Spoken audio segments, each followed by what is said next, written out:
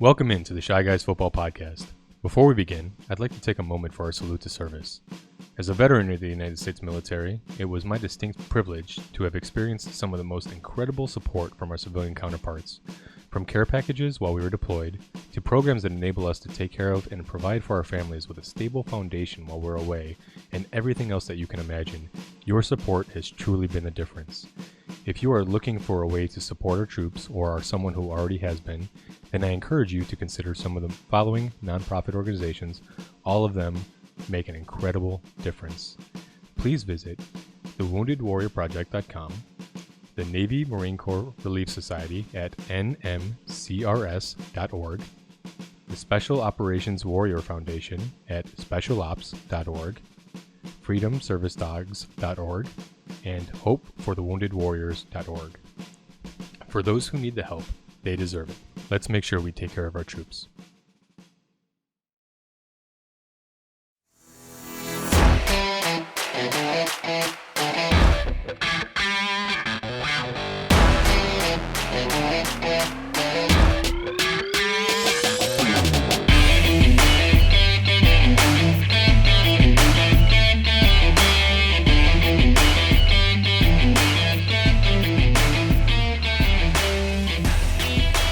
Hello, football fandom. Welcome to the ChiGuys Football Podcast, your weekly source for fantasy football news and advice. I'm Donnie Mack, and with me, as always, is Anthony McCassick. Hey, how's it going, everybody? And joining us as a guest in third chair today, we have Mike. Welcome to the show, Mike. Thank you guys for having me. Absolutely. We're glad that you're here.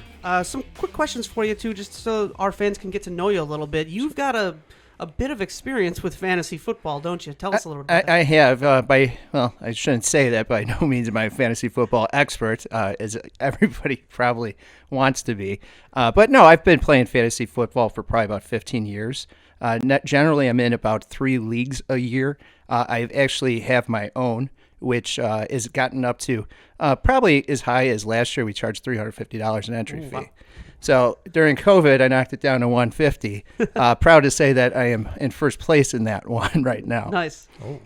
Big money league. So as being a commissioner of a fantasy football league, how has that changed your experience? What have been some of the challenges you've experienced being a commissioner? Well, out of the gate is setting the draft, and just getting draft order and everybody on the rules. It's like herding cats. It is. It is. And then they go, everybody's gone online, right? So it's taken a little of the fun out of drafting. So I still try to get everybody together and actually go to like local businesses to do that. This year with COVID, quite honestly, and we didn't know if we were going to have a full season, right? So that was kind of an interesting thing. So I lowered dues this year to kind of get everybody back. So, and I don't know if everybody knows this in my league. I generally kick out one person a year. This year I'm going to try not to do that. Actually, everybody's been pretty good with paying their dues. It's usually dues or disputes on trades. Yeah. Yeah. Okay. Yeah. Well, completely understandable. Those are the things that most players are most likely to argue about. Can I say most a few more times in that sentence? Mostly. Yeah. What kind of leagues do you have? Are they dynasty, redraft? No, I've been doing 10 and 12 man snake drafts generally. Okay. We try to do some dynasty stuff. That seems to not work. As I mentioned, we've kicked out a few people. Yeah, it's tough to replace in dynasty. It's tough to replace a team. It is, and then getting like this year, for instance, my 13-year-old son's in our league. And he knows how to play it because he's been playing with his friends on ESPN for a while. Oh. Now I fronted him the cash to come into the league, and unfortunately, he was winning, guys. He was going to be. How was he doing? He was going to be fourth place going into playoffs, but the Monday night game we're about to talk about knocked him out. So I was really hoping he did get into the playoffs, just save me a little cash. So you might win, but give up some of those winnings. I'm going to have to, yes. So I don't have 2 entries in, as I was hoping. Yeah. Well, thank you for being here today, Mike. Welcome to the show. And speaking of the show, we've got a very big show for you today. Before we get started with some of that, we've got some more stuff to get out of at the beginning of the show. We want to remind you, of course, about our fan giveaway. And how do they enter that fan giveaway? Yeah, I'll take this away real quick. Don't forget to like and subscribe to us on YouTube, guys. That's our main channel. That's where you can see our pretty faces and catch the video feed. If you guys are audio version only listeners, we are up on every podcast platform at this point. So if you're an Apple Podcast, Spotify, wherever it is that you call home to listen to your podcasts, subscribe, like, review the show, and if you give us a review, we'll give you 5 entries into the giveaway for our DJ Chark signed jersey, our Javon Curse signed jersey, and our Mike Ditka signed trophy. And first time sitting here in person, these are some legit giveaways, guys. I think everybody They're beautiful. needs. Yeah. I think everybody needs to sign up and get in on that. Guys, you need to enter this contest. I'm telling you, we are very limited on our contest entries right now, and so if you enter, you have really good odds at winning one of these 3 pieces. And so, YouTube, Facebook, Twitter, our weekly episodes, or whatever your podcast platform is, like, share, subscribe, take a picture of that, whatever it is that you do to help us out. Take a picture of it, email us that picture, and boom, you got your entry. That's all you got to do. Just email us the picture of you helping us out. Cool. We're here helping you guys every single week throughout the entire season. I think that we've been a pretty good help here, right? I like to help think us so. out too. We want to get bigger and better, and we want to give you more content. That's the name of the game, guys. So help us out. Excellent. See, there you go, guys. Just sign up for that contest and win yourself some free merch for your house. Well, before we get into this action-packed show, we want to let you know that coming up at the end of the show, we're going to have a special little inspirational speech from our boy, Captain America here, but he insisted it goes at the end of the show. And why is that, Cap? Patience. Sometimes patience is the key to victory. Patience it is. All right, let's get started with this show. And as always, we lead off with our Pandora's Box segment, a segment where we like to look at some hot takes or some special advice. Do with it what you will. Let's open that box. If it's a severed head, I'm going to be very upset. Open it. And let's get right into this week's Pandora's Box for episode 14. What do we have this week, Anthony? Yeah, it's kind of like a box of chocolates. You never know what you're going to get. Tactics. Today we're going to be talking about tactics. And so, I mean, look, all right, for real, what hot take do you want me to give you at the end of the season, guys? Right. Oh, we're pretty much there. We're in the semifinals.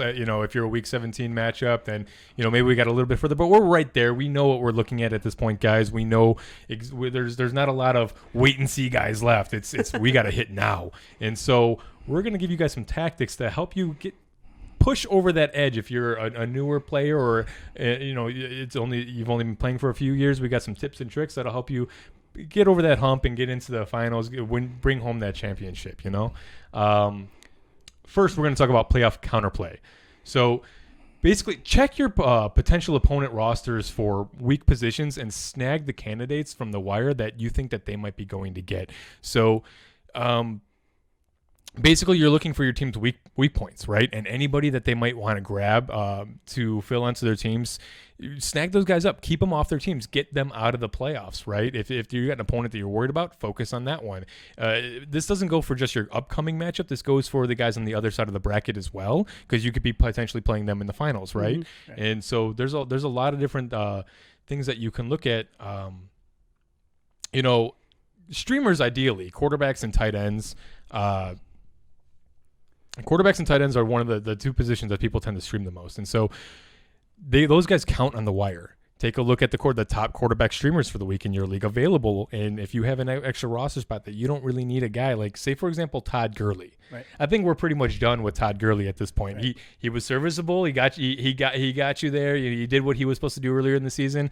Not really getting much done now. And so, let him go. Maybe he's a roster bomb for somebody else. And then you pick up the top quarterback streamer of the week when they need him. That could really help you out. Injuries and matchups at running back position as well. There's a lot of injuries at the running back position. So people need to, sometimes that low-key handcuff that nobody really wants, sometimes your opponent needs them. Snag them anyway. Just make them start someone who's going to give them a goose, I totally agree with what you're saying there. I think just from experience, newer players maybe this is frowned on. Don't think of it that way. This is how you win champions. No, you play within what the rules allow you to do, right. For sure. So next up, we're going to say scout ahead. Check your streaming position schedules if you're a streamer. If you're someone who streams quarterbacks or tight ends or even like defenses or kickers, right? Take a look at the matchups coming up, not just this upcoming matchup, but if you make the finals, have the defense and kicker you want to play in the finals on your roster, right? This is the time that you could really use your bench to your full benefit. And in most leagues, that's 6 players. We give an extra spot. We do 7 bench in our league. And so really take advantage of all your bench spots because you don't need a wait and see, guys. You just need your starters, right? Keep some backups, a backup or two that you like. So the high value guys where they might be able to come in, but otherwise, yeah, you're not really handcuffing your team at this point except for your main running backs. You're not. And look to next week, on those defenses and kickers. You don't want to be all of a sudden matched up against Kansas City or something and not know it and have that defense that you've been riding all year. Absolutely, yeah. So look ahead to the matchups and you go ahead and claim those guys, and then finally, trust your studs. Look, matchups can be a little nerve-wracking. You might be tempted to start a lower-tier player with somewhat better of a matchup. You get those butterflies and stuff because it's win or go home, right? And sometimes you get a little skittish about the guys that have been doing it for you all season long, but I don't know about this week, guys.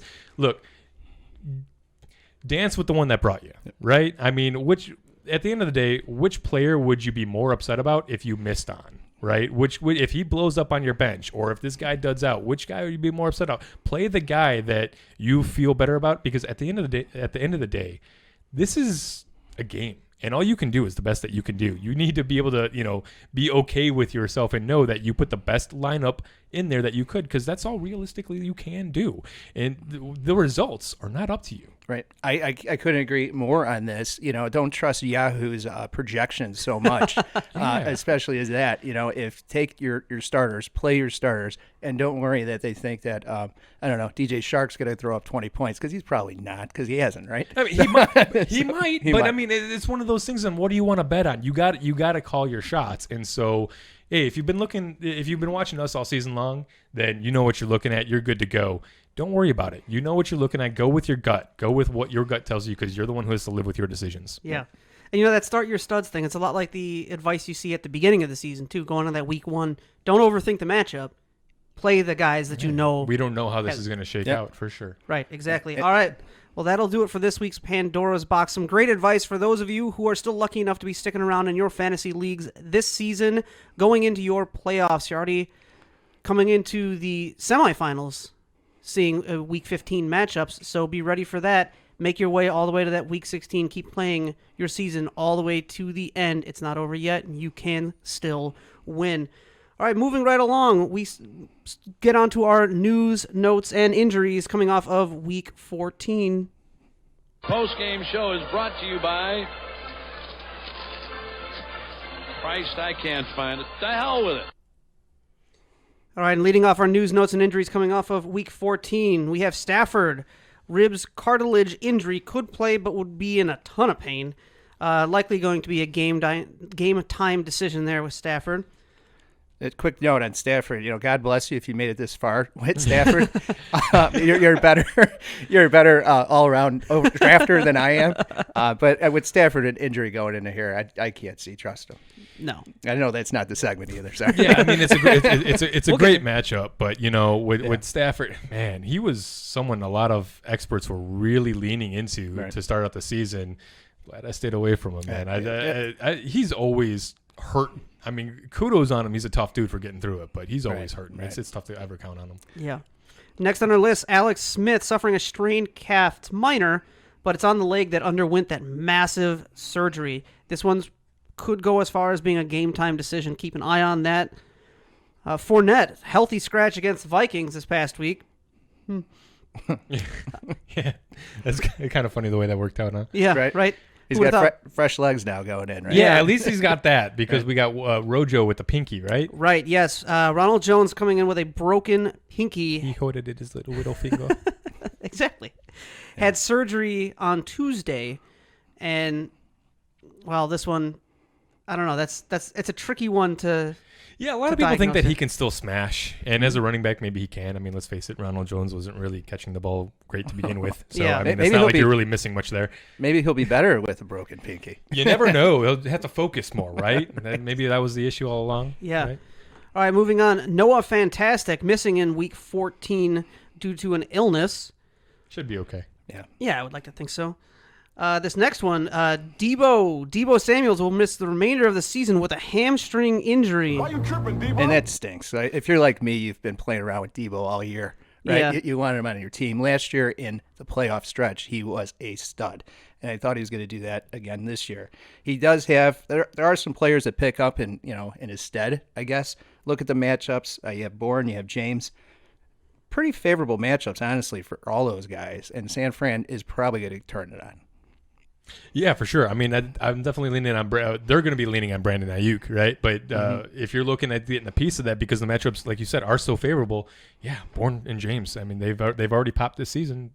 I don't know which one's going to pop coming up, but hey, those are the guys to look at. Yeah. Also in news this week, due to the severity of the turf toe, Antonio Gibson likely out the remainder of the season.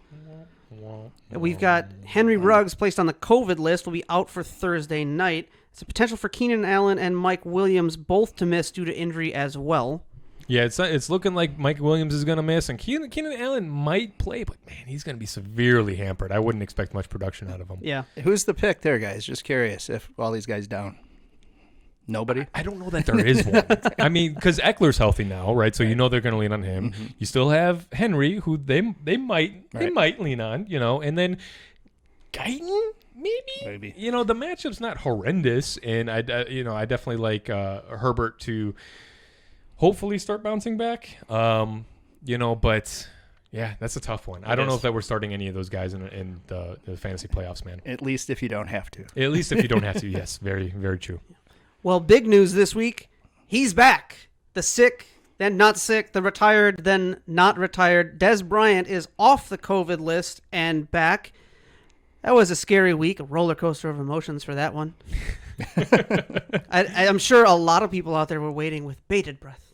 Well, why are you tripping? Wrong guy. Yeah. I mean, I can play it again if you want me to. All right, a couple more notes here. Coach Matt Rule continues to be the Grinch of the year and doesn't expect Christian McCaffrey to play versus Green Bay.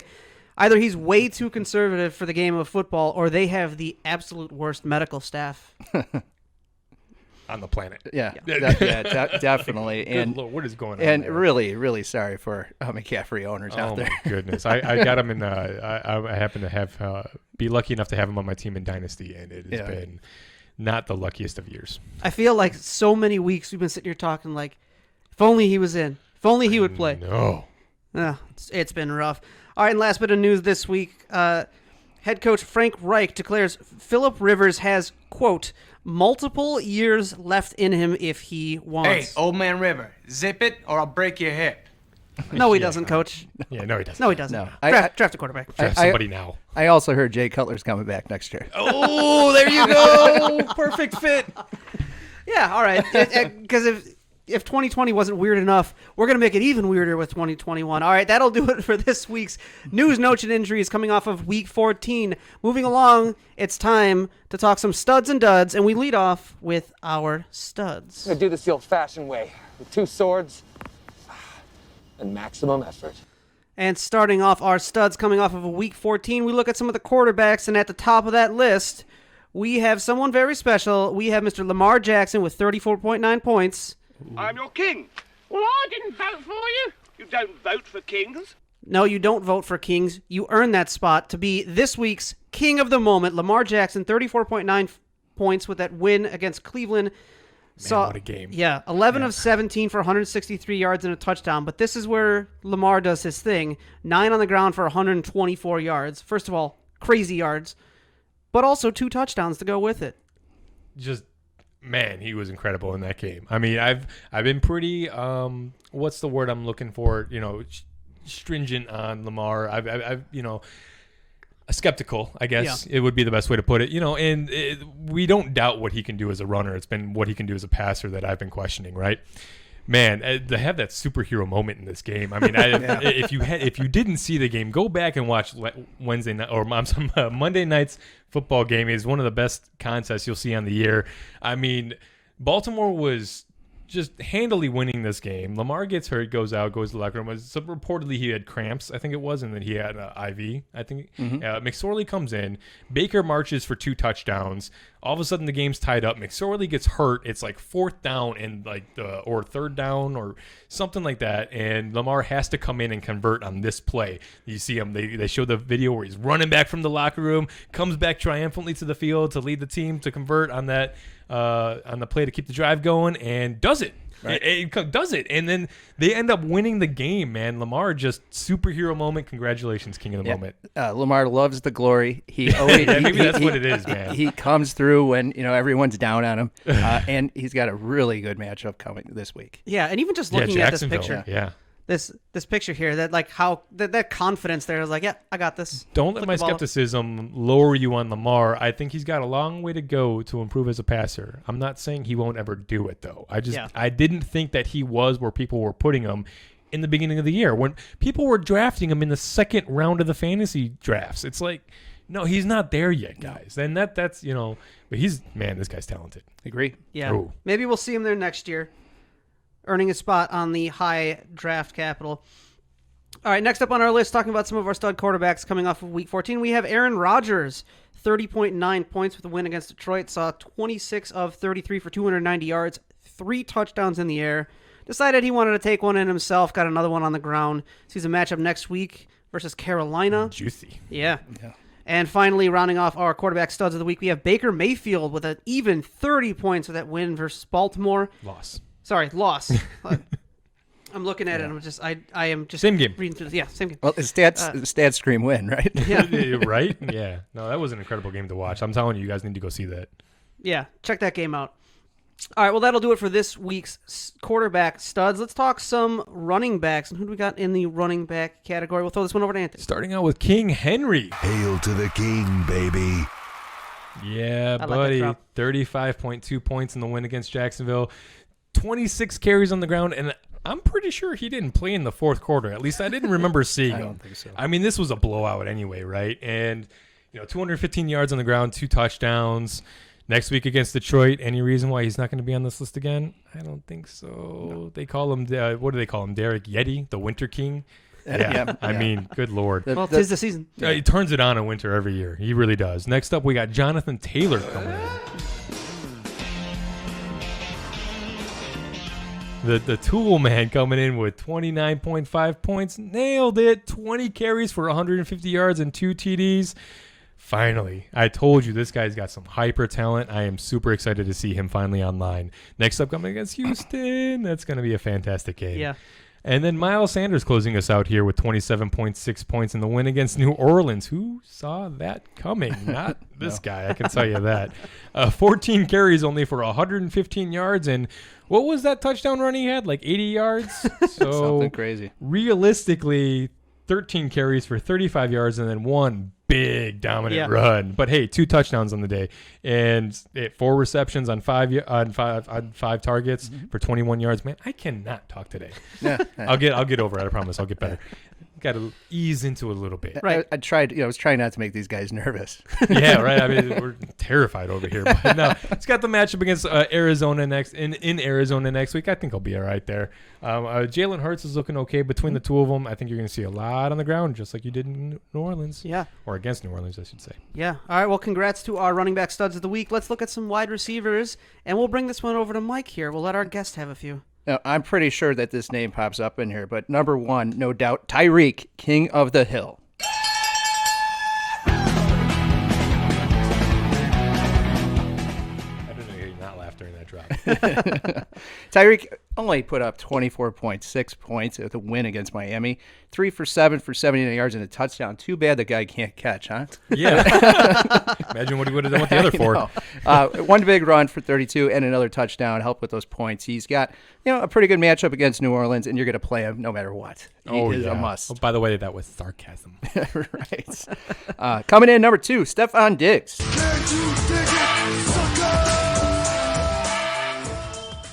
In a lot of ways, I'm really glad this guy's not on the Vikings anymore. He's in a much better place, But Stephon came in 24.1 points, win against Pittsburgh. He is 10 for 14 for 130 yards, 1 touchdown. See, he can catch better than Tyreek, right? Well, no, they both missed 4 passes. I mean, I guess hey, so. If Tyreek would have gotten 7 more targets, he would have caught all of them. That's what I'm saying. Probably. Stephon, I guess, had 1 run for 1 yard. Obscure fact. And he's got a matchup against Denver. Hey, yards are yards. That's right. They count for points. They do. By the way, this is a half-point PPR breakdown that we're giving you. Right. Good deal. And then 3, apparently this guy's still playing. T.Y. Hilton put up 23.1 in a win against the Raiders. Really come on lately, hasn't he? What do you think, Anthony? Seeing T.Y. Hilton on a studs Shut list. up. It is pretty nuts. 5 for 7, but for 86 yards and 2 titties. He's playing. I think I said that the right way. We're gonna assume you did. Coming up against Houston, though, man. It's a podcast. That's where he dominated them last time, didn't he? Yeah. Oh, yeah, he did. So he's a play. T.Y. making it happen. Oh, man. I think it is funny to see him here because if you had T.Y., this is the week you would have had him on the bench because you wouldn't have trusted it, and then he's going to do stuff like this. That's why T.Y. Hilton can be so aggravating to have on your team. Just Yeah. wait till he gooses you in a matchup that he should have dominated in. Just wait. He's the Matthew gonna Stafford of happen. receivers. Yeah. You are right. I had him a couple of years ago, and I just hated having him on my team. I couldn't get rid of him because I saw those big game points on the bench. I was like, oh, one of these weeks I'm going to play him the right week. I never could. Oh, yeah. It's impossible to guess right, man. Yeah, no, it's never when you think it's going to be. All right, that'll do it for our wide receiver studs of the week. We move along to our tight end studs of the week, and Mike over here saw this first name on the list and requested he get to say this first name, so you can have the first one. I appreciate it. This is the man, the myth, the legend. I was able to snag him in the second round in both of my leagues this year. Most people don't take tight ends that early. I tell you what, you take Travis Kelce that early. Evidently. With seasons like this, holy Yeah. crap, Right. man. How many tight end 1 performances on the year has he had? Like 8? A bunch. Yeah. How many plug-in tight ends that you can expect to get 20 points? Yeah. We can almost stop talking about him on a week-to-week basis because he's on the stud list. So we'll just talk about some of the other guys. So he only put up 23.6 with win against Miami. Right. And he got 10 targets. He caught 8 of them, 136 yards, 1 touchdown. He's playing New Orleans. You definitely want to bench him this week. Yeah, New Orleans actually is kind of weak against the tight end position too. So this might be a surprisingly high point total for Kelce coming up. Or who else we got in tight ends? Everybody in the playoffs is hoping for that, I'm sure. Coming up, we got Mike Gesicki with 21 points. Man, has he been on fire or what? Yeah. He's been crushing it. Unfortunately, took an injury in this one. Expected to miss at least 1 week, guys. So I'm sorry. It doesn't look like Mike Gesicki is going to carry you to the finals like I was predicting. But darn near almost got you there. Right. Oh, my goodness. You're going to have to find a replacement this week. But he might be back in the final matchup, which is going to be against Las Vegas, the Raiders. So keep that in mind. I wouldn't just straight up dump him yet. 50.8 points over the last 3 weeks in half PPR formats. Currently the top tight end 5 on the season. Wow. We called top 10 finish when he was tight end 14. Yeah. He's even better than we were expecting. Man, I love it. Thank you, Gesicki. Thank you for making me look like a genius. Yeah, pretty much elite, guys. He's a good player. Yeah. Oh yeah. Hopefully this carries over next year. That's what we were hoping this year. And maybe 1 more year is what we needed. And then Irv Smith rounding us out with 14.3 points in the loss against Tampa Bay. Caught all 4 of his targets for 63 yards and a touchdown, but was only on 35% of snaps. And does have Chicago, though, and they've been notoriously weak against tight ends. And so it's kind of one of those things where if you're desperate for a tight end play, this is a guy who's been getting some points recently. You might be able to look his way. If you've been watching Bears games for ever, Bears have really since Urlacher, they've been pretty weak up the middle. No, you're right. The tight ends. You're right. So I hate to say it, good play. Yeah. Hopefully Other I'm side wrong. of that ball, Cole Kmet. Cole Kmet's been getting a little bit better and better every week too. Yeah. Yep. All right, that'll do it for our Week 14 studs. But there's always a counterpoint to the high, and that's the low, and that's where we look at our duds coming off of Week 14. You're sucking my will to live, all the humanity. All right, and starting off with some of our quarterback duds of Week 14, Daniel Jones struggled with a hamstring, got murdered back there, limited to only 1.1 points.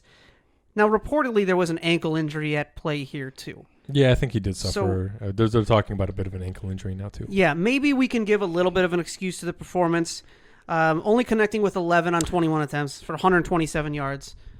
You had something? Yeah, I was just gonna say, with the hamstring, he was kind of limited to begin with, and so it's just kind of really, the injuries, they happen, and we were really expecting a big finish to the season for Daniel Jones. In fact, we were waiting all season for it. Yeah, and especially us here at ChiGuys, if you listen to our preseason breakdown, and yeah, we're just not getting it, and that's just rather unfortunate. Yeah. Injuries, they do happen, and I just don't know what you can expect out of him when he's not playing at 100%. Right, and his injury does hurt him, but being on his team actually hurts him a lot more.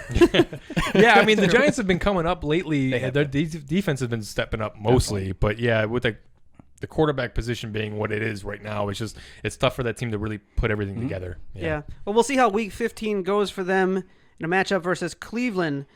Second on our duds list of the week in our quarterbacks category, we have Cam Newton, 4.4 points for that loss against La Rams. Ouch. Booty pooping Cam Newton. Yep. Ouch. Yeah, seeing. Am I seeing this right? Not a single touchdown listed there. But he did fumble once. Yeah, he did fumble. He threw a pick to the other team. He threw a pick. Yeah. So there's that. 10% of his targets went to the other team. That's cool. Or I should say completions. Yeah, 10% of his completions did because he was 9 of 16. And then the interception. So, yeah. Yeah. That's great game. Good job, Ken. Yeah. Wham, bam, no thank you, You'll be Ken. way better against Miami with a much stronger defense. Yeah. Let me tell you. Yeah. I can't wait to we'll see you back here next week, Cam. And finally, rounding out our duds of Week 14, we have Matt Ryan with 10.3. So there's that. At least he's in double digits. Mm-hmm. Loss against the Chargers, connecting on 21 of 32 for 224 yards and touchdown, but with 3 interceptions. Yeah, not a terrible stat line, but the 3 interceptions kind of really killed it. That'll roll back a lot of your points. I didn't watch the game. Were they picks late? Anyone know? I think. I don't recall. I did watch. I don't recall. Okay. I know off the top of my head. I don't recall. Yeah, we'll have to look. But I mean, really, this was just a Julio 11 game. Yeah. Julio Jones not on the field. Matt Ryan gonna put up a pooper. Yep. That's just how it works. Exactly. Well, that'll round out our quarterback duds of the week. Let's look at some of our dud running backs of the week. Take it away. James Conner, 0.8 points, man. I think from this point on, we're just not going to talk about Conner in the dud section anymore. We're just going to expect it, even with the game against Cincinnati next week, right? It sucks because if you have him, you kind of have to play him, right? I mean, how do you bench James Conner against Cincy? How early did he get drafted too, right? Yeah. I mean, he was paying off for a lot of the season, and then he just kind of, I think he got hurt, right? And then it was just all downhill after that. And they started throwing the ball a lot more too. Yeah, and Ben hasn't really been efficient, so they haven't really been moving the ball all too well. And so, yeah, when you're not efficient passing, your running game is going to suffer, right? Because it limits on your play call selection, right? And so, coming up next year, another one, Zeke, we needed against Cincy. We needed a big week from him in this final hoorah, because you probably weren't going to use him the rest of the season here. He's got San Fran next week, but only coming up with 48 yards on 12 carries. I mean, Tony Pollard's been getting a ton of work here. Zeke, by the way, hasn't been over 80% of snaps since week 5, which is coincidentally when his production dropped like a rock. He's realistically been in the 60% of snaps since then. I don't know I point this out because this worries me for next season. Is this a Mike McCarthy thing? Because remember, it was Mike McCarthy that gave us Aaron Jones and Jamal Williams. Right. When Aaron Jones was clearly the better back. Right. And he's starting to use Tony Pollard kind of in the Jamal Williams role. So this might be a thing. Zeke might not be a top 5 pick next year, guys. Maybe not on the Cowboys. Yeah. I mean, with that contract, I don't think they're going to be able to unload him anywhere. With Dak coming back, I think the production will come back to a point. But I think that, we might be looking at limited touches for Zeke moving forward. It's even scary with McCarthy. They could bring somebody else in. Yeah, I mean, they could. Right now, they're saying that they're not even exploring that as an option, that McCarthy's definitely their guy. But it's hilarious that in his first year coaching, they're already having to say that publicly, right? And so when the reports like that start coming out, it's usually not too long after that we see a replacement, right? So we'll see how that unfolds. But the last one we got for you here, Aaron Jones with the pooper against Detroit. We were expecting big things, and so were a lot of his fantasy owners. I'm sure a lot of you got burned out there. 15 carries, so he did get his 15 touches. That's what we're looking for, right? Actually got two receptions on top of it, but only 75 yards combined. Easy matchup against Carolina next week, but if you happen to scrape by this week with Aaron Jones in your lineup, how nervous are you? Yeah. I think the Carolina matchup is maybe it was just, I don't know. Maybe it was just one down week, but he hasn't been doing fantastic. Not carrying your team like you would have expected it to with that draft capital. Too. At the end of the day, real football, they got the win, right? So that could have had something to do with it. And that's why you're so nervous about it, because they don't need to change anything to do better as a football team. Right. And so now it's okay. So what are the fantasy football implications? And they ain't looking good, guys. Yeah, it'll be tricky. All right, let's move across to the other side of the table. Let's talk some dud wide receivers on the week. Who do you got for us, Mike? Well, we start with Jameson Crowder, who had his best game of the year, 1.7. And the Jets stink. I'm just going to point that out in a loss to Seattle. Really? He caught all of 2 passes, with 5 attempts for a mighty 7 yards. I know I read this earlier, but I didn't actually see how bad it was. So what he probably got a 20-yard pass and like a negative, I don't know, 13 or something crazy to get that. But he's coming here and he's playing the Rams next week. DJ Shark's taking the 2 spot. He actually got 2.6 points. I guess there's no drop here, but I would suggest Baby Shark. That'd be a good one. At this point, he might be, Goodness gracious, what is going on with DJ Shark, man? He's just been underperforming. He actually doesn't seem like he's carrying as much, if that makes sense. He doesn't seem like he's playing all that hard. It isn't. The quarterback carousel is kind of throwing him off. Yeah, and I was it was the same thing last year, but he was up and down last year too. The talent's there, the targets are there. Why aren't the receptions there? It's just goofy. I agree. He's a good player, but 2 for 9, 16 yards, coming and playing a horrible defense in Baltimore. Then you got Chicago and Indy to close out the season, man. Yeah, I think we're just done with Chark. Do you drop DJ Chark? Do you drop DJ Chark to the wire? Probably. I think I do. I don't know. I think I do. There's probably something else. Unless you're in a keeper or a dynasty or something like that. I think for this season, yeah, dynasty, I'm hanging out. In the playoffs, man, that's a roster bomb. I want to see DJ Chark on my opponent's roster. I'm dropping DJ Chark. I'm going to go pick up his streaming quarterback that he needs. Yeah, wait, hang on a minute. Let me go. However, if you're going to get in the contest, for the Shark jersey, keep him on your roster. Just hey, cool. If you win because you dropped DJ Chark and you got that roster bomb to play against you, right? That's another good reason to have the jersey because now you're super happy about this guy. And I will say he's going to come back and be dominant next year. Yeah. Don't get me wrong. This guy's too talented. We're talking this year only. You know what I mean? And I will make this promise too. If anyone out there watching does exactly that, you drop Chark, you let your opponent pick him up, and he roster bombs your opponent, we will give you the jersey. Yes. Like you will enter, and we will make sure that.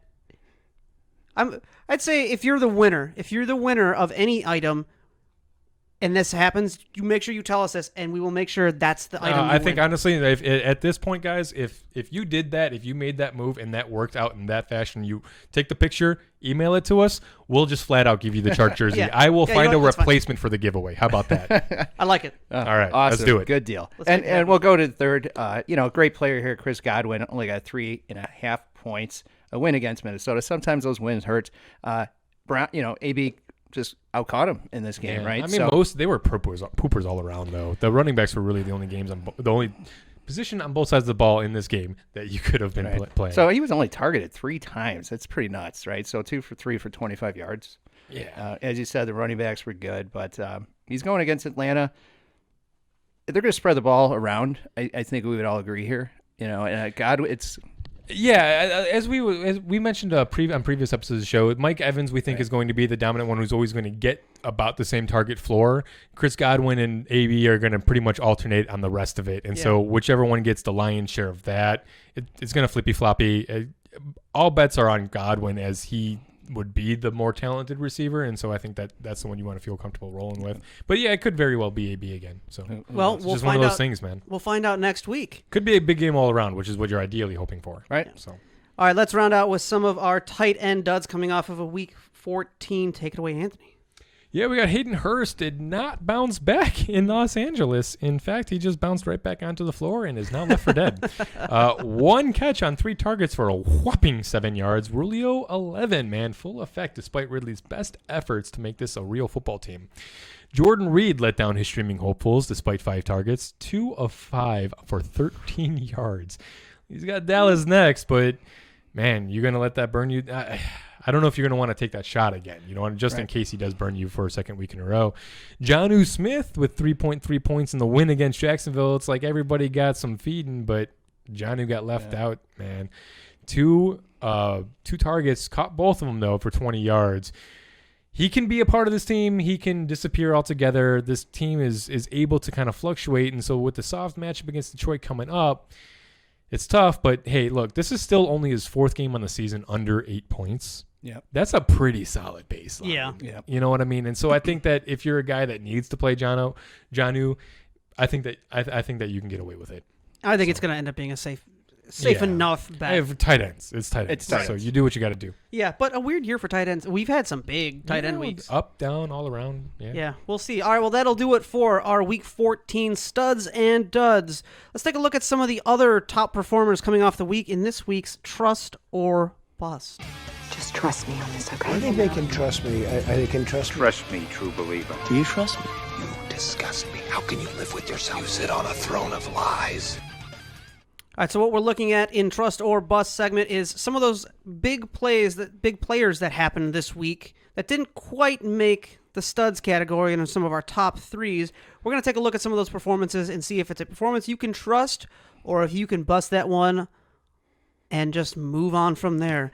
And we start off at the top with Tua Tagovailoa. Tua. Finished as a QB4 on the week. Yeah, Saw buddy. 87 pass attempts over the last 2 weeks. Certainly looks like they're letting him off his leash. Is going into a Week 15 mashup versus New England. What do we think? Tua, trust or bust? I'm going to go with I do like him. I trust him. Those pass attempts is not to be ignored. It just isn't. He's going to be able to throw the ball. The one thing I worry about with New England is they are a tempo team. And that can happen. But with Tua coming in and he has something to prove, I think he's going to do it. I trust Tua. Trust him. For me, I'm actually going to go the other way. I'm gonna bust on Tua this week. I don't think that you guys want to play him in the fantasy playoffs here.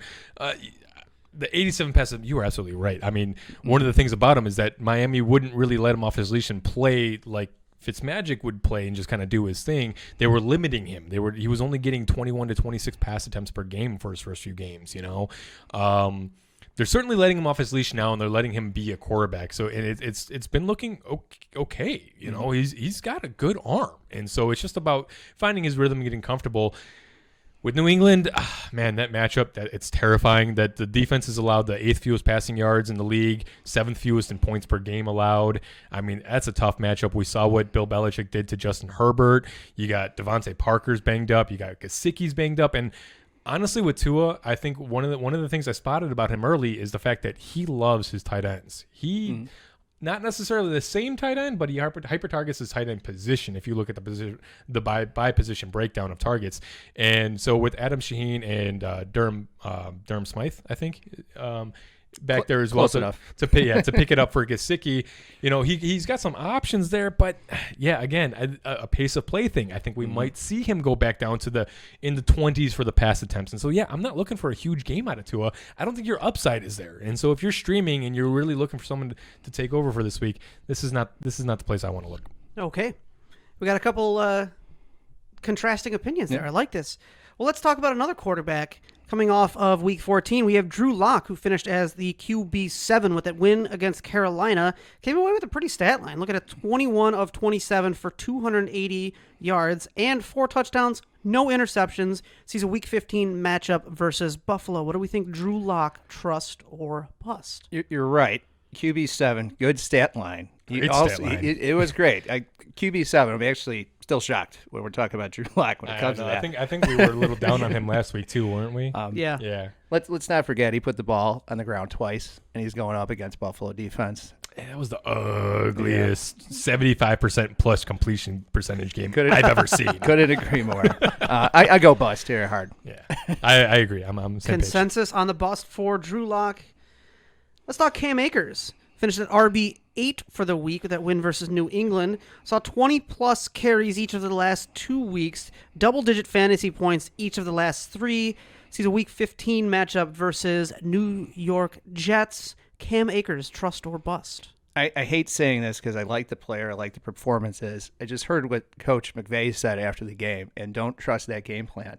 Love the player. I don't want to say bust, I just don't like him this week. Yeah, that's fair. I'm all in, though. Personally, I'm all in on Cam Akers this week.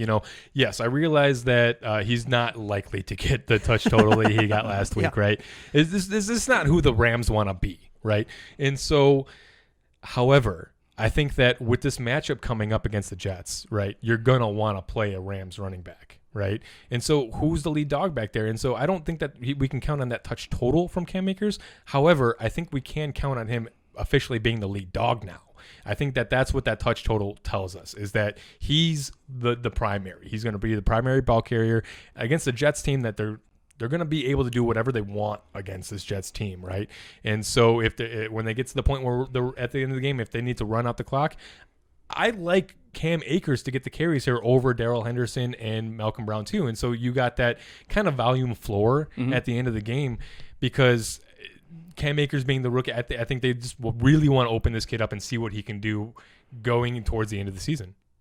I'm all in. I'm all in on Cam Akers. I'm really sad I wasn't able to pick him up off the wire a couple weeks ago when I wanted to. Yeah, well, I let that one go, and I shouldn't have. Missed opportunities. You can't let those get you down. Nope.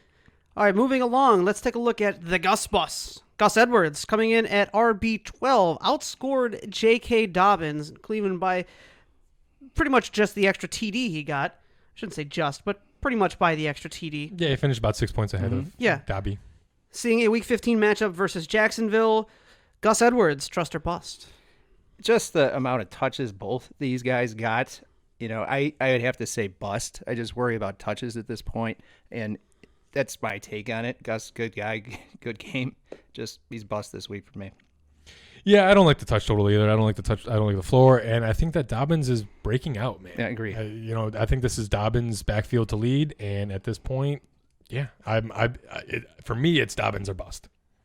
Okay, let's look at some wide receivers now, and I want to bring this one to you. KJ Hamler pulled down 2 huge bombs for some big-time TDs in the win over Carolina. Good enough for a WR6 on the week and a matchup in Week 15 versus Buffalo. What do we think, KJ Hamler, trust or bust? So KJ, I just told you how much I don't like his quarterback. He's playing, which I think is one of the best defenses. I do think there's going to be opportunity for him to be there. I think Buffalo's going to get after the quarterback in this game. KJ, great player, huge deep threat.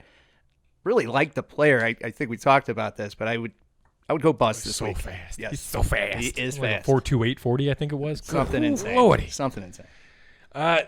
See, I'm actually more on the fence here, because I'm roster construction, matchup construction for your fantasy playoffs. What's going on there?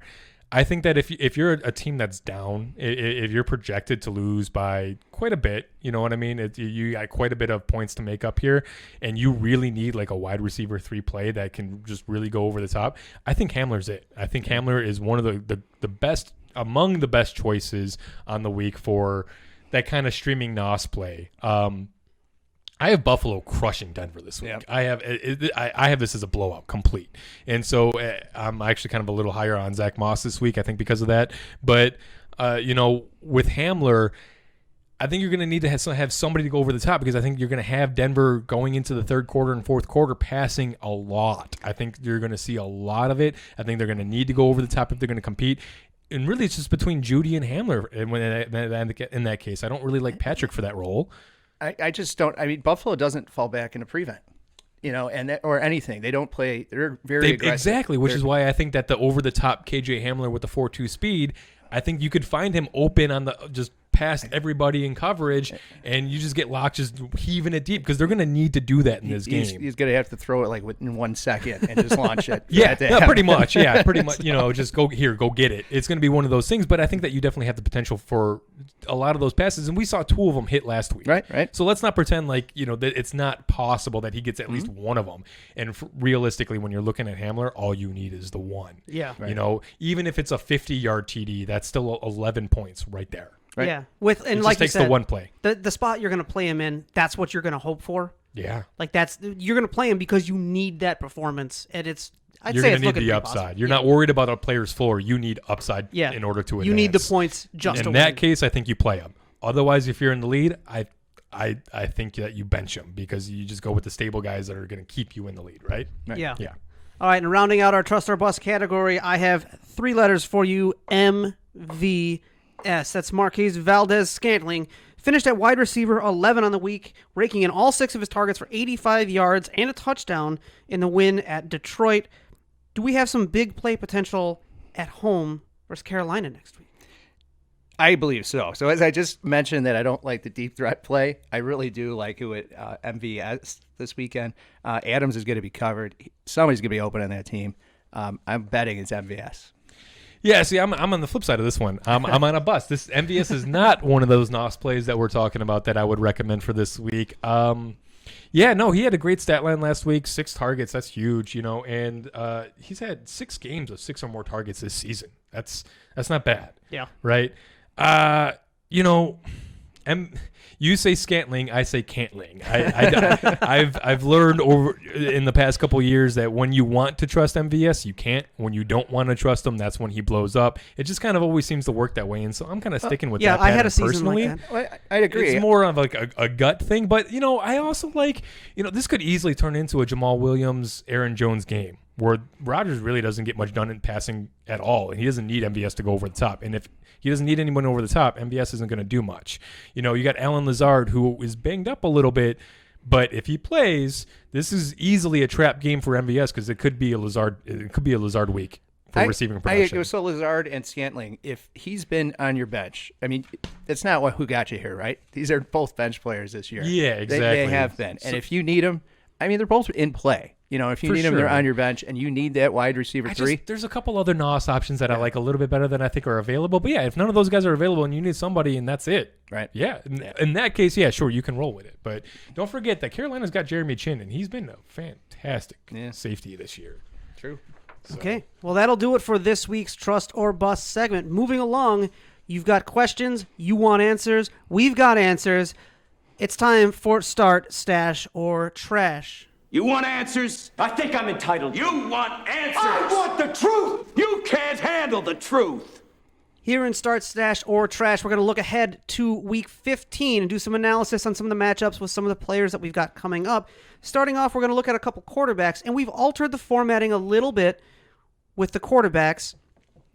What we're going to be doing from now on is looking at fantasypros.com for the expert consensus rankings and picking quarterbacks outside of the top 12. Because the guys in the top 12, you can pretty much you're going to be starting them, right? You're starting your quarterbacks. Yeah, and so if you guys haven't heard of them before, the fantasypros.com is a great source for fantasy football advice. And they have something called an ECR, expert consensus ranking, where basically they have a ton of experts from around the industry submitting their weekly rankings to them, and they can give you the average. You can look up specifics. So we're just going to be using that average to give you guys our start, stash, or trash options for the quarterbacks from basically here on out, I think is the way we're going to run this if it works okay. Yeah. And fantasypros.com, that first one was free. The next one you got to pay for. And I also want to note here that this late in the season, especially for you players in redraft leagues, the stash option you won't hear us talk about nearly as much. It's going to apply for dynasty players. Obviously, you're going to stash some guys, but earlier on in the season is when in a redraft league you're going to be stashing some players. So don't be surprised if you don't hear too many of those towards the end of the season in our start, stash, or trash segment. With that out of the way, let's get started. And the first name on our list in the quarterbacks, we have Jared Goff, who sees Week 15 matchup versus the New York Jets. He's currently ranked as a QB 15. Projected for this week, yeah, right. So Jared Goff, what do we think? Well, I'm sorry if you have to start him, but I feel comfortable starting him against the Jets, and I'll just leave it at that. He could have a great game. Yeah, kind of same. I don't expect the Rams to throw a ton. They can if they want to. Like I said, they're going to do whatever they're going to be able to do whatever they want to do in this game. And so I'm just not sure where they're going to lean more. And so, hey, the Jets are giving up the second most passing point or most points in pass. The Jets are giving up the second most points and passing yards in the league. There we go. Take 2. And P.S., I wouldn't be surprised to see an above average dosage of Josh Reynolds and Van Jefferson this week. Mm-hmm. I think that in this matchup, they're going to want to see what they have with some of the younger guys before they start really getting to the end of the season. And yeah. I think they're going to see a little bit more opportunity than typical. This might be a little bit of slight arrows down on Robert Woods and Cooper Kupp, but just a heads up. Okay, next up on our list, projected at a QB 16 finish, we have Derek Carr versus La Chargers. What do we think? Derek Carr, he is a really, really hard quarterback to trust, right? We know that. But he does have something to prove. And if you're positioned, there's a good chance he's better than a lot of guys you're going to pick off the waiver wire. So if he's your best option there, you can trust him. He does have something to prove, and I think he's had 2 300-plus yard games in a row. I think you're right. He's going for 3 consecutive, right? Yeah. Yeah, he's definitely among the quarterback streamers to talk about, right? And so I did a little bit of digging, and because he's been so up and down and just so impossible to trust, so you're like, when he busts in matchups you think he would do well in, he doesn't do well in matchups that you think he busted. He's all over the place. And so I took a look at it, and basically it's been his home and away splits, really. In fact, I'm surprised that we didn't really spot this earlier, but one bust at home in Week 10 against Denver. And that's pretty much it. His splits at home include finishing as the QB 14 for the week, QB 15 for the week, QB 12 for the week, QB 24 in Week 10, as we mentioned, is one bust game, but then QB 7 and QB 5 over the last 2 weeks. So at home, it seems to be where you can trust Derek Carr. And in the soft matchup against Los Angeles at home, yeah, I think that in your playoffs, you can actually trust Derek Carr in this game. Right. Good luck. Yeah, right. Yeah, yeah. Really, good luck. Cross your fingers, though. Find every piece of wood you can and knock 4-leaf clovers, horseshoes, everything you can. Everything you got. But hey, I mean, it shows some promise, like you said. There's a trend. There is a trend. All right. How about Chris Carson sees a Week 15 matchup versus Washington? What do we think of Chris Carson this week? Love Chris Carson. The issue is, what's Seattle going to do with him? Are they going to slow him down, get him ready for the playoffs, get him ready for the long run? I think you drafted him here for a reason. It's rather high. You have to start Chris Carson. Okay, well then, what do you think? You were looking at me like that was a strange question to ask, right? Yeah, no, I mean, yeah, he's been reliable as, apple pie. I don't know. I don't have a really good comparison here, but no, he's been reliable all season long. You don't really talk about benching Chris Carson, but Washington, they have a top 10 unit here on defense, and 6th best in points allowed per game. They're not going to give up a ton here, and that defensive front is where Washington makes their money, and so I'm looking at Carson as more of like a wide receiver tight end flex spot up, with upside type of play. A little bit, basically, you're still going to start him, but I think lower your expectations in this matchup. I don't think that I'm really leaning in on Chris Carson. Not as confident of a start as we'd normally get. No. I agree. In fact, if you have better options, you could even get away with benching. I have him on both my teams. He's been great this year, but I've toggled him back and forth, trying to figure it out. Last couple weeks, at least, I haven't come up with a better option than starting him. Well, speaking of other players, hold on a second. Hold on, I'm gonna pause you right there. So, what about on the other side of the ball here? What about smooches? J.D. McKissick coming in. If you had J.D. McKissick is on a lot of waiver wires. If you could pick up J.D. McKissick off your waiver wire, would you start him over Chris Carson in this game? No. And with or without Alex Smith is still a no. It's a no. Chris Carson is definitely the play. I don't see. It's kind of like handcuffing, in the playoffs. So that's kind of it's kind of one of those start your studs thing. Yes, absolutely. The types of targets that McKissick has been getting out of the backfield leaves him about as reliable as you can get at this time of the year on that team. Right. We don't know what's going on between Alex Smith and Dwayne Haskins, but it's one of those, like, it looks a little tempting. I think it looks a little bit more tempting than it should be to start McKissick over Carson, right? But in this case, we're going to say, no, you would still roll with Carson. Start your stud. Right. Yeah. Dance with the one who brought you. Yeah. Absolutely. All right. I'm down with that. I like that. Okay. Cool. Well, I've got another name on this list that also might bring about a little bit of discussion here. With a matchup at Denver in Week 15, Zach Moss. Zach Moss, maybe not as much of a household name as everybody would think, especially with Singletary out there, but he's picked up carries. He's there. He is playing Denver. Denver, wow, I'm looking at here. I guess their run defense isn't as good as I thought, huh? And they're missing a big Casey's out. Yeah, Jarrell Casey's been out for the season. Denver's they're the 10th most points allowed in the league and 6th most rushing yards. Yeah, it's not nearly the shutdown defense that we're used to seeing at Denver. Yeah, it's not. And I think they're going to try to get Moss rolling and see what he can do. And like I said, I have this as a blowout game. Mm-hmm. So in a blowout game, who gets the opportunity? The running backs, right? And Singletary's been looking good too. He's been looking better than he had earlier in the season. They might both be plays. Yeah, that'd be tough.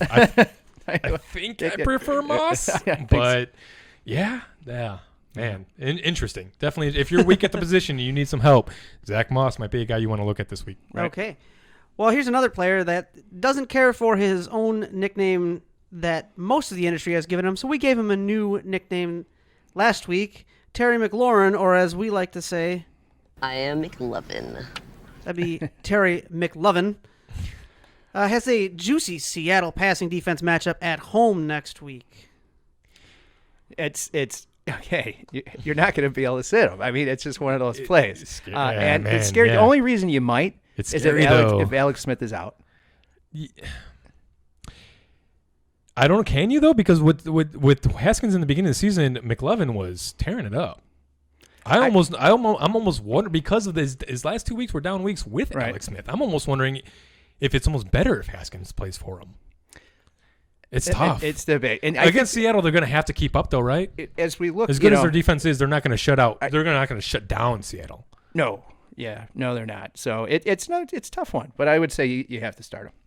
Yeah, I think if you don't have any options that are clear cut, you need to start. You need to get them in your lineup. Then I think McLovin, you need to roll with. And ask yourself, did he get you here? And if he got you here, you play him. Yeah, he's great. I mean, 2 down weeks in a row. What are the odds that he's going to have another one? Right. It's true. So, of course, we have had some familiar names in the duds category week over week, so it's possible. It is. I don't know that it's possible here, but McLovin's not been that guy since he came into. He came in on fire last year as a rookie. So I mean, it's I don't think that this is who he is, and I don't think this is indicative of who he's going to be. Yeah, I think that's going to end up being the right call. All right, I got a couple more for you here. Round out the category. Penultimate pick here: Chase Claypool at Cincy in Week 15. What do we think? He's a big dude. He's got a lot of talent. I'm going to say you sit him this week. Well, all right. I'm going to be contrarian. I'm going to go with start. I like him in Cincinnati. I think he had a fine game against Cincinnati last time they played. I don't think that Connor gets a whole ton of work here. Cincinnati's defense has been looking a little bit better against the run. They've had a lot of cases of the drops lately, and I'll tell you what. Claypool's only had less than 4 targets in only 2 games all season long. You give me 4 targets plus in a matchup against Cincy, I'm taking it. Yeah. I'm taking Claypool for his big play, big explosion. Like you said, he's a big guy. He's fast. I like him this week. I like him. I like him to break his 3-game slump here. And I apologize to all our listeners there for spiking the levels on my mic because I didn't expect to laugh that hard, and you caught me so off guard. My face is right in front of my mic, and I just laughed straight into it, and I could hear the levels going. Your ears. So maybe I'll put a headphone warning on there and turn them down a little bit. All right, last one up on our list for Start, Stash, or Trash. In this episode, we have Dallas Goedert at Arizona with Jalen Hurts slinging the ball. What can we expect? You can expect a big game out of Dallas. He will be a low-end tight end 1 this week. I'm pretty confident that you plug him and play him, start him. Yeah, I also got to start on Goddard this week. I'm not going to go too deep into it. I'm a little bit concerned about Hurts throwing the ball because we just haven't seen a ton of it. Not that he's not good at it. It's that we don't have a ton of data. And so what I am sure about is Hurts is going to run the ball, right? And so what this game script looks like and what it ends up actually being on the field, I think might be 2 different things. And so I think Goddard has been the only reliable option in Philly and probably the only guy I'm looking to start this week except for maybe Rager in a pinch. Yep. Okay, well, that'll do it for this week's Start, Stash, or Trash segment. Hopefully some of those questions you had got answered right here in this segment. And if you have a question that you'd like us to talk about in this segment, be sure to reach out to us. I mean, we've told you a bunch of times how to get a hold of us. You'll see it down below. You'll see it at the end. Go back and forth with us, man. We're here to give you guys the content you want. So if there's anything you want us to talk about, send us an email. Yeah, we'll make sure it's there. All right, now it's time to grab your wetsuit, grab your oxygen tank. It's time to go deep diving. I think I'm going to get my ass kicked, sir. I don't think like that. Damn it to hell, don't go by the book. Think like a pirate. That's right, we're deep diving your waiver wire because it's late in the week. Your waivers have already processed for the week. Now it's time to look for some of those names that might still be there, some of those sneaky pickups, some of those guys that may have just been a little too deep down for everyone else to see. Back deep enough where the light doesn't reach. We're going to go down there and find them for you and bring them to the surface so you can grab them in your league. Let's take a look at some of our quarterback streaming options for the week. First up, we have Jalen Hurts at Arizona. We just discussed a second ago. We've also got Old Man Rivers, Phillip Rivers, seeing a matchup versus Houston this week. With 27 of 35 and 286 yards, 2 touchdowns in week 13 in the week 13 matchup they saw. So we can expect a little bit of confidence there. And your final quarterback stream option, you can take a look at Mitch Trubisky if you'd like to, seeing a matchup against Minnesota. Hall of Famer. Oh yeah, Hall of Famer Mitch Trubisky, right? As far as streaming your quarterbacks go, there's quite a few good options this week. Yeah. There's Derek Carr, Goff that we talked about earlier as well. When choosing between them, I think what you need to do is do you like quarterbacks that can run, or do you like quarterbacks that are going to get assured high passing volume, right? So that's the first question you need to ask in which of these streamers you're looking at this week. The other thing is, do you want the upside, or do you want the quarterback that's going to give you the safe floor and you're going to win your week at other positions on your team? Yeah. Right. And in that case, you would go with Old Man Rivers, right? So between Hurts, Trubisky, Goff, Carr, those are the questions to be asking. Cool. Right. All right. Cool. That's how you make your decision. All right, moving on for some more waiver wire targets. Let's look at some running backs, and I believe we're going over to Mike for this one. By the way, Quarter Posse, that was for you. We are going over to me. Gus Edwards, if he's out there, we talked about it earlier. Lynn Bowden, he's been getting more involved in Miami, and if you're desperate for a running back, we talked about Tua, and maybe he's going to have a hard time passing, because of the tempo, so they might go to the run. Bowden might get himself a passing touchdown in this game. Who knows? He was throwing some last week. It could be.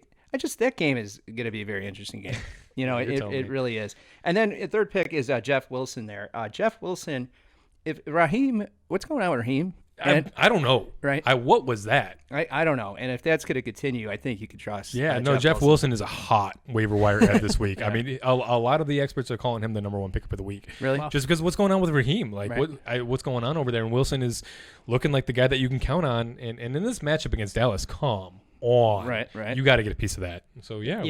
Wilson could be that quick last second sneaky play that really puts you over the top, and gets you into the finals, man. Yep. Yeah. All right. It's a good one there. Let's talk some wide receivers. We got some over here. Yeah, so I'm going to go with KJ Hamler as that NOS play I was talking about versus Buffalo if you're looking for that. Otherwise, Aguilar, by the way, would be the better play if available. You need to go with Aguilar if he's on the waiver wire. If you're looking for that, I would definitely rank him above Hamler going into this week. But I'm assuming that he's not. Ruggs, by the way, is going to miss this week, and so Aguilar is just arrows way up. Yeah. Okay. Rashard Higgins with 19 targets over the last 2 weeks and touchdowns in each. Hey, all right. Yeah. Baker's been getting it done. He's been getting it done. Finally out of that windy Cleveland, know. It turns out they actually do have a passing game. Okay, well, all right. So, look, I get it. New York's a tough matchup, but, so was Baltimore. So, yeah. Also, I have Lynn Bowden on my list because he's often listed as both a running back and wide receiver. So check your format if you need a wide receiver or you need a running back or you need a flex, and it just doesn't matter. Yeah. Lynn Bowden is definitely a guy you can look for. And so Danny Amendola, to round us out here, I wanted to give you an extra one since Bowden was already pre-given. Amendola's been stepping up in recent weeks with Galladay continuing to miss time. Look, 12 targets over the last 2 weeks, 60 yards apiece. He's got the Tennessee passing defense matchup coming up.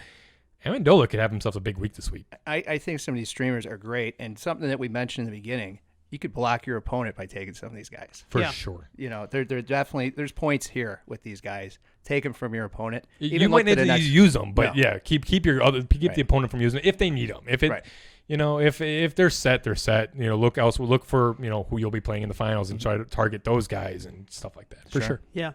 All right, we'll round out with some tight end streamers of the week. First up, we have Dan Arnold with a TD or two in 3 or 4 previous weeks. He's heating up. Philly is a softer defense versus tight ends. You also have an option. If Logan Thomas is still floating around your wire, go grab that boy. Go grab his son. Never less than 4 targets this season. Yeah. Never less than 4 targets on this season. We're talking tight end. That's right? great for a tight end. Holy moly. Now, Alex Smith is not Dwayne Haskins, so we'll see how that plays out. But if Alex Smith does play, I like Logan Thomas against Seattle a lot because, like I said, they're going to have to pass. And McLovin, we don't know what we're going to get, and we know that that's the number one option. So Seattle's going to at least try to take him away. Thomas might be a sneaky play. Yeah. All right, so you've got some waiver wire deep diver targets to go look for. Go hit up your waivers in your league. See if any of these guys are available. If you need any of them, check your matchups this week and make sure you can snag some of these guys from your opponents if they might need them. Moving along, It's time for some of the gamblers out there. Let's talk some daily fantasy. I've gambled away more money than you'll ever understand. Try me. $22,600. Oh, God! Oh, God! Oh, my God! Here we're going to give you some of our picks for the DFS Smash Plays of the week. These are going to be either here's your obvious dummy must play, put this guy in, it's going to be good for you, or we're going to also give you some of those value adds, some of those players you can pick up for a little cheaper, save yourself some roster space for a big name player. Who do we got for some DFS Smash Plays this week? Yeah, I'm going to run through this real quick because I know we're getting a little long on time here. I talk too much. I'm sorry. Way too talkative, man. You need to dial it down just a little bit. No, so we're going to lead off here at quarterback. Josh Allen at Denver. I think this is the first time I've made him a lock for DFS. If Stafford plays, I like him as a dark horse against Tennessee. He might not play, though, so otherwise, Rivers will be the ho-hum, cheap, guaranteed point option, and you can kind of spend up elsewhere in your lineup. At running back, since I can't make CMC, one of the running backs I'd like to count on this week because it looks like Matt Rule won't let the boy play. I'll make it Aaron Jones instead.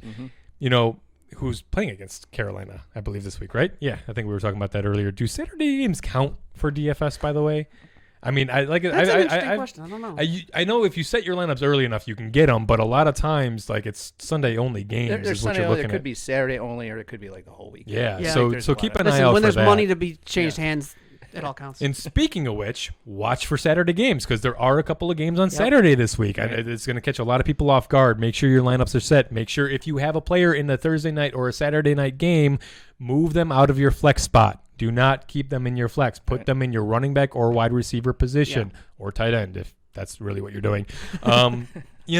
Because the reason being because you don't know what's going to happen. And say, you get a running back with a surprise injury or last second concussion or, a family issue or COVID or whatever the case may be.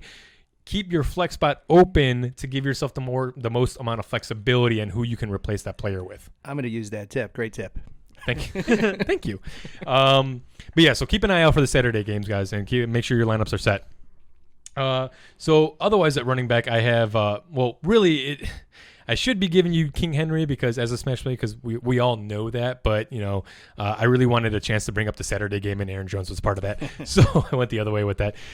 Distinct possibility though, that DeAndre Swift gets a lot of checkdowns this week against Tennessee. I like DeAndre Swift as a smash play this week. Does anybody have any reason why they shouldn't be playing Devontae Adams? No. Yeah. Okay. AJ Brown double digit points since week 5, except okay. I just wrote that terribly, so I'm going to go back here. AJ Brown's been great. You can play him. How about that? There you go. And then Brandon Ayuk. I'm going to give you a third one. We're approaching Christmas. I'm feeling kind of giving. I give you guys a few extra options this week. Ayuk against Dallas is a smash play. As long as he doesn't yuck it up. Yeah, right. And then finishing up with tight end Hercules against Tennessee. Double digits 3 weeks in a row now. Ride that wave. Dan Arnold versus Philly. Look, if you're looking for a dark horse tight end, why not go with the guy who's on a hot streak? Three touchdowns in the last 2 weeks here, and it's on, 80% of his passes that he's getting a touchdown on. So, hey, whatever. Yeah, whatever fair. Works, low volume, but hey, I'll take it. Well, there you go. Some fantasy football advice that you can literally take to the bank if you place your bets right. Those are our DFS Smash Plays of the week. Well, after our DFS Smash Plays, it's always time to throw on your jersey, grab yourself a beer, and get drunk in the bar and sing.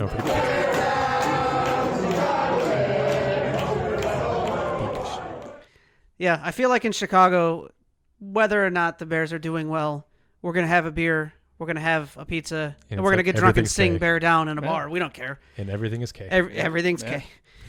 Well, that sound, of course, means it's time for this week's Hometown Corner, talking about our local hometown Chicago Bears. We are the Shy Guys, after all, and we've got a little look into the future this week. Isn't that right?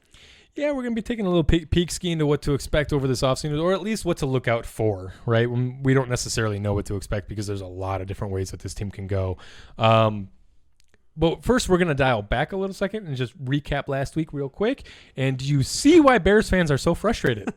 I mean, the way that where has this play been all season long? Where has that play calling been all season long?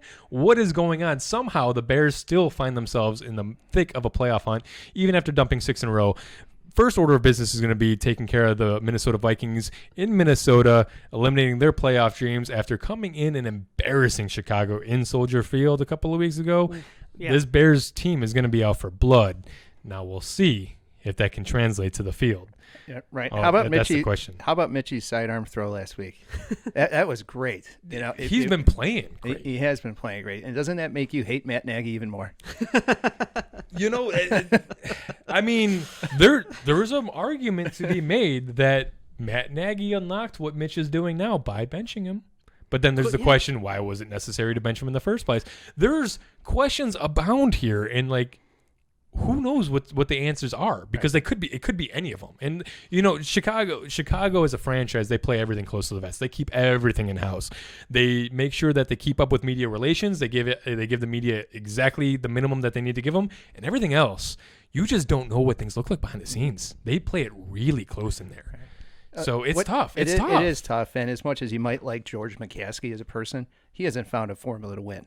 No, you're right. And that's why, you know, we're talking about shakeups going into this offseason as far up as Ted Phillips, CEO, president. Right. Yeah, absolutely. I mean, being discussed, we're looking at all the way up to Ted Phillips. You're talking about Ryan Pace. You're talking about Matt Nagy. You're talking about Mitch Trubisky. Does Mitch Trubisky come back next year? Does Mitch Trubisky want to come back next year to the Chicago crowd that has just ostracized it, crucified him in his time here in Chicago? He's pretty lucky there hasn't been a crowd this year. Yeah, you might be right. But I mean, like, okay, so speaking of the crowd though, if he plays well enough, will the fans accept him back? Can you imagine the Chicago Bears keep Ryan Pace as GM and they extend Trubisky and keep him here in Chicago so we're not talking major starting quarterback money, right? We're probably talking high backup, low starter, right? Kind of you still need to prove it thing. We're probably a shorter deal. That's what we would probably be looking at. But do the fans accept that? Do they really want another year of Trubisky here? Personally, I do. Y'all know where I stand on Trubisky, but I realize that my voice is not the voice of Chicago. You know what? I'll tell you. Unless you make it that way.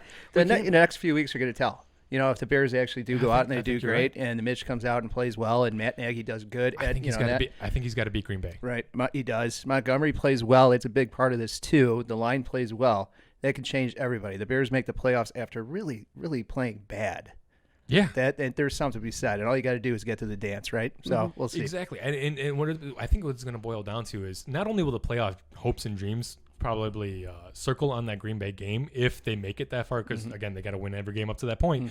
But if Trubisky either plays well or doesn't play well in that game, I think will dictate whether or not we see him next year, whether or not we make the playoffs. If Aaron Rodgers lights him up, no way Mitch comes back. I mean, I think that's more an indictment on the defense, right? But I think if Mitch goes in and he plays the way he played in Green Bay, right. I think Chicago fans might even be happy with that, even if they lose the game. From the defense standpoint, though, if the defense goes out and lay an egg, does that mean they aren't playing for Mitch? Is it that? I don't know. I mean, I've been yelling about personally. My point of view is it's Pagano, right? I have been yelling about Chuck Pagano all season long because I don't like his scheming. I know he's a very passive, keep everything in front of you, buckle down when they start getting to the red zone, and just get him to go walk away with 3 points type of thing. He likes that zone coverage. I'm a man blitz kind of guy. I like my studs to go out there and just be the playmakers that they are. Khalil Mack, unleash him. Get these guys rushing up at the quarterback. Let Kyle Fuller and Eddie Jackson and Jalen Johnson, the second round pick, let them do their thing and shut down the guys. Because I'll tell you, you get a quarterback with pressure in his face, you don't have to have everyone perfectly covered. If you have playmakers back there in secondary that can make a play on the ball, all you need is a bad pass. And that's what the pressure brings to the table. And so when you get a quarterback that has like Aaron Rodgers or these pretty much every starting quarterback in the NFL at this point, if you give them time, they can put the ball where they want to freaking put the ball. Right. They have receivers that are 4-2, 4-3, 4-4 guys. They're going to get a step. Okay, when a quarterback can put the ball on a dime and the receiver can get a step, I'm sorry, he's going to make that completion. They're going to move the ball downfield. They're going to march. passive crap doesn't work at this level. That's a college scheme, okay? You need the Bears have the studs to really dominate on defense in this league, and they're being held back by their coach, in my opinion. I agree with that. So in all honesty, if Aaron Rodgers lights them up, it has zero to do with our offense. It has to do with our scheming on defense. What about the signing of Quinn? And that's being mentioned as one of the worst free agent signings. He's been getting a lot of buzz lately. As people are really calling. I mean, he's been getting a lot of viral videos of people like, "What was that play? He got ran over by Deshaun Watson." I saw that. There was the week before against the Lions where he just stood there and didn't do anything. I mean. Word of mouth is he's been injured. Word of mouth is he's been playing with an injury. I don't know that that's an excuse or not, but why is he on the field? Well, we have other outside linebackers that can put pressure on the quarterback. Barkevius Mingo's been great. Isn't word of mouth Mingo's been great. That Ryan Pace signed an injured player? Wasn't that actually the thing? I don't know. Yeah. That I don't know. Yeah, so I mean, you might be right, and so that's another thing about Pace. I mean, that was a lot of money, and plus the Graham signing too. A lot of money going to these veterans, not deals I would have signed. Yeah. I was talking about Ebron and Vic Beasley, who just got activated in Las Vegas over from the practice squad. Mm-hmm. You know, Vic Beasley and Leonard Floyd came from the same draft. They were drafted around the same spot, and neither one of them worked out with the teams that they were on. You saw what Floyd's doing in LA now. He's wrecking it, which is another thing that you got to be upset about. Shaking my head on that. Oh my goodness. But I mean, Vic Beasley was the guy that I was looking at. So both players a lot cheaper, and we wouldn't be in the financial crisis we're now, because looking at this is the part that I wanted to get to. Mm-hmm. We're looking at possibly losing Akeem Hicks or Kyle Fuller, maybe even both next year, because of the financial blunder that we're in right now. If we have to go into a complete rebuild, those are two players that are on the block, probably not going to be on the team next year, only because of their salaries. And that's a shame, because those guys are staples of our defense. They are lighting it up. I love how hard Kyle Fuller plays. Mm-hmm. I love how in charge of this defense Akeem Hicks he's the leader there. I know they call Trevathan and Mack. Listen, those are kind of quiet dudes by nature. Hicks is the leader on this defense. I agree. Fuller just knocks everybody, dude. Charles Leno, Bobby Massey, and Jimmy Graham. Those are the other ones that are potential cap casualties, right? Now, those ones, not so upset about. In fact, that's kind of where I'd like to see them save their money.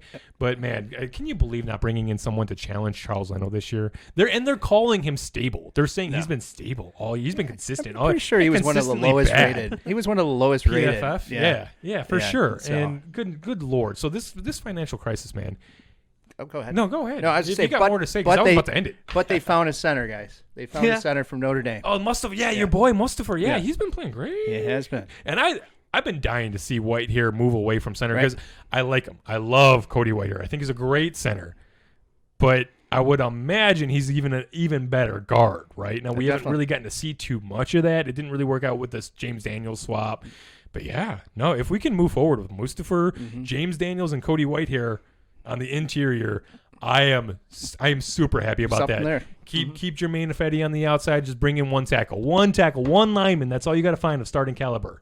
I think we could do that in one offseason, guys. Come on. With you. So, but yeah, it's going to be tough, though, because, again, we are in a financial crisis here. And you know what? Maybe they should hire Trump. I hear he's not doing anything next year. He's a financial genius, right? He's going to be free. So, hey, why not? The building, we need somebody. At least we're going to need a new team president and CEO. Well, the design of the building, if they get Trump, will certainly look better.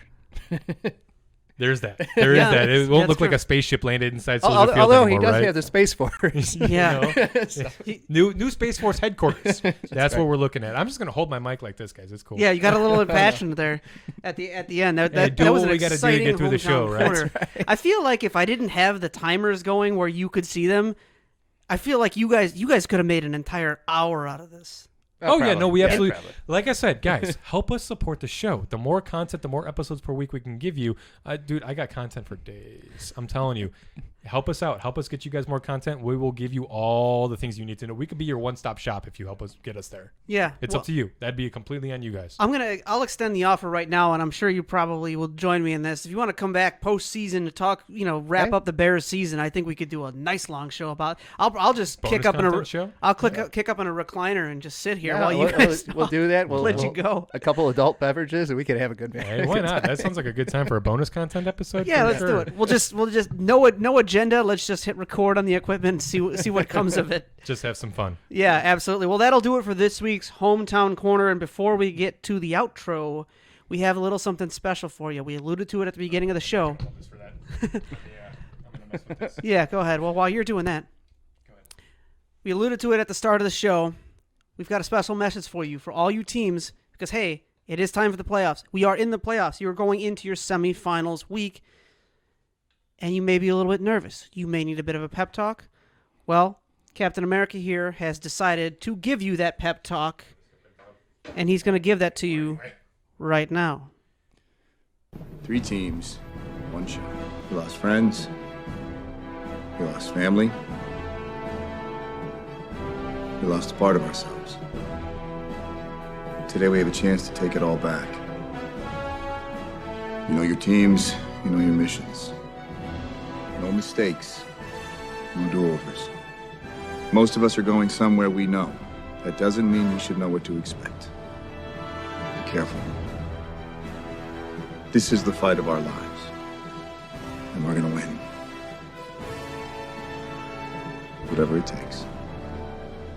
Good luck.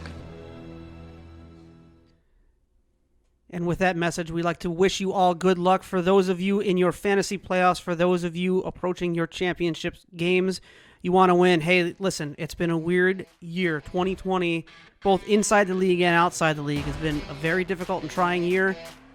But now it's time. Now it's time to be game on. Get your teams prepared. Ready your matchups. Check your waivers. And get ready to win your league. With that, we'll end the show. We want to thank you all for watching the Shy Guys Football Podcast. Right. We want to thank you all for watching the Shy Guys Football Podcast. We want to thank Mike for joining us today. Thank you for coming in. Thank you for having me. Absolutely. I think we'd love to have you back. We want to remind you first, get in our fan giveaway. Make sure you reach out to us. You can email us at shyguysfootball@gmail.com. You can catch us on YouTube right down in the comments section below if you're watching this video. If you're listening to the audio version and you happen to be on Apple Podcasts, make sure you subscribe to the show, leave us a 5-star review, and use that to enter yourself into our giveaway. We are also on Facebook. You can find our Facebook fan page there. It's under Shy Guys Football. Easy enough. And also on Twitter at Shy Guys Football. Look at that. We made it easy for you. You have to remember one thing, and it applies everywhere. We want to thank you all for watching. Wish you best of luck going into Week 15 with your semifinal matchups. And we will see you back again next week to talk about the push on the championship games. Until then, we will see you next time.